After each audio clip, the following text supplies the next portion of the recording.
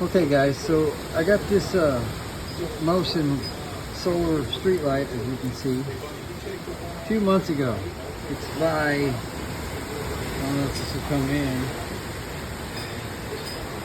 Insidia.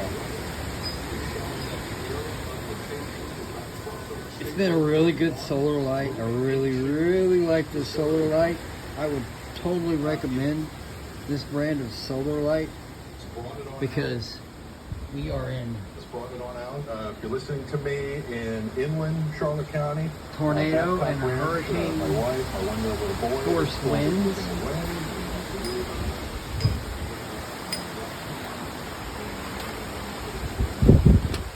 And that solar light is attached to a palm tree.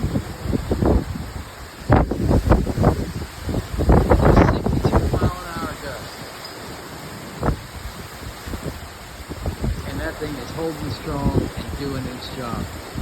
Highly recommend this brand of solar light. You got it off of Amazon. Originally over $150, but we got it on clearance for under $100.